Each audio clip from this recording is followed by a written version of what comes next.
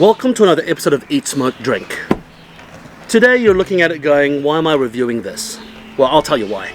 I actually made a vow that I would not review things like Game of Thrones bottlings, but finally I had to bend the knee and surrender, and I thought I will review these Game of Thrones bottlings.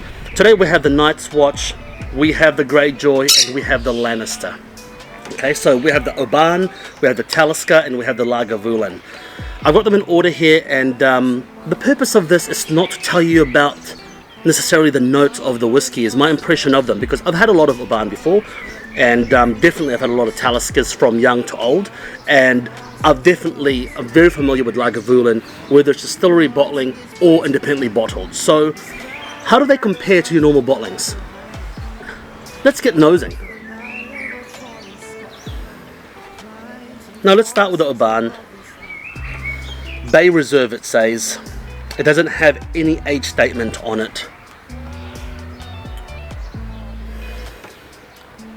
When things don't have an age statement on them, I tend to think that, they have to be under the normal age. And look, just as a disclaimer, before you guys get shitty with me about my opinions on this, because these are quite popular. Look, I've reviewed a lot of whiskies.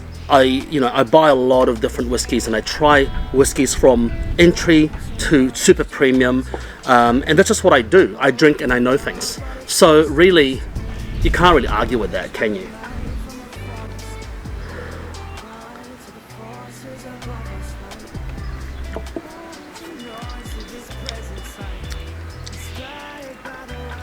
First impression, I'm actually surprised. I'm very surprised. Characteristically and quintessentially Oban, from the nose, I'm assuming it'll be a younger whiskey. There's no age statement on it, so it'll be sub 10, sub 8 probably, but the nose doesn't reveal too much new make spirit. The taste,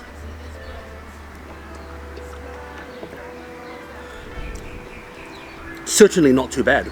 Sooty, smoky, saline, sweet, burnt sugar. I'm actually very surprised. I would say that is a pretty good bottle right there. Pretty good bottle. Oban is a good distillery, but that's a pretty good bottle compared to the original. The next one is Talisker. Talisker, I love Talisker. Talisker, very unique old-fashioned whiskey, worm tub, sooty, smoky, just a fantastic dram. Now this here, once again, has no age statement. So how does it compare to your standard Talisker 10, which is to me my benchmark? I would presume this will be obviously sub 10, otherwise they'll say it's 10 years old. I would say it's between 6 to 8 on average. But let's get nosing.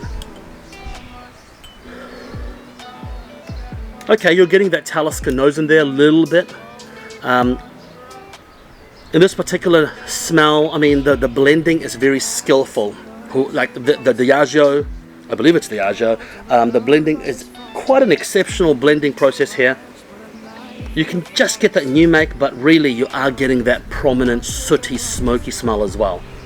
Unfortunately though, it doesn't reek like your normal Talisker. I just love how Taliskers reek, but this doesn't reek.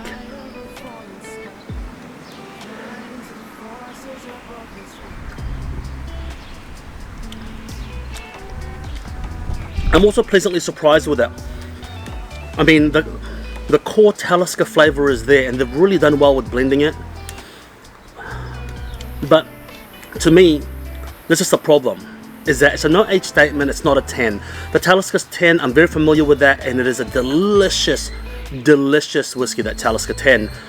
I love it. It's an entry-level whiskey, but it punches above its weight. It's a quintessential Talisker a la Sky, and I think it is excellent. And if I compare it to this, look, these aren't cheap bottles. Because of the Game of Thrones sponsorship, you do pay for that. And unfortunately for this, you do pay the iron price when you buy this bottle compared to a Talisker 10.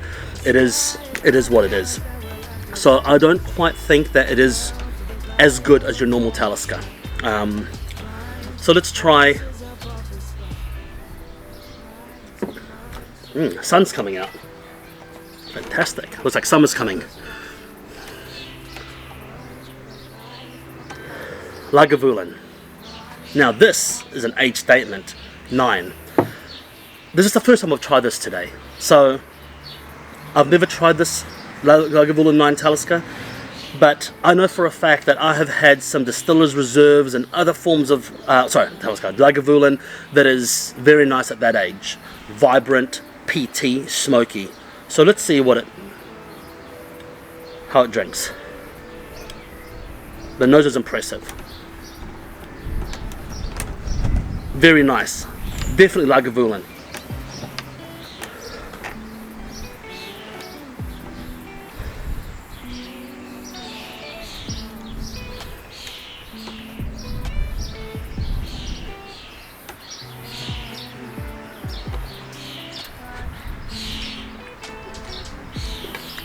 You know what?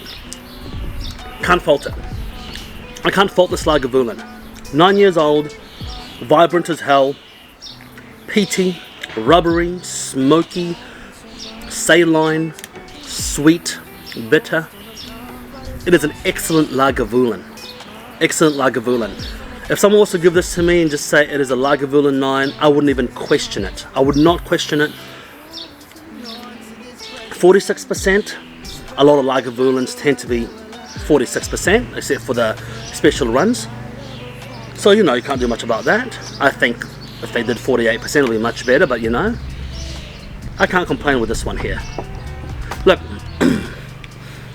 I think that they did well with these bottlings. It is a little bit hyped, and so you are paying a lot of money for it. But really, I think that the 10 is better for the Talisker. The standard Oban is a little bit better, but pretty close.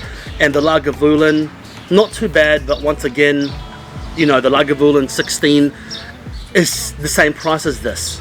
So I would rather have the Lagavulin 16 than this particular one here, because it just has a little bit more complexity and depth of flavor. But it's not that bad. It's not that bad. Would I buy them again? No, probably not, actually. I'll be honest, I won't buy them again, just because they are quite expensive for what they actually are. You know, but are they bad whiskies? No, not at all. They're actually very good. They did very well with them. So I was afraid that they were going to fuck that up and all sponsorship and just no substance. But no, they are very good. I'll see if I can get a hold of the other ones, but I don't make a habit of these because, you know, I just want to do this for fun and kind of see what they were like, because I haven't tried them yet. Look, until next time, make sure you eat, smoke, drink. Let me know what you think of these. Have you had them before? Which one's your favorite? And let me know what you think. Cheers.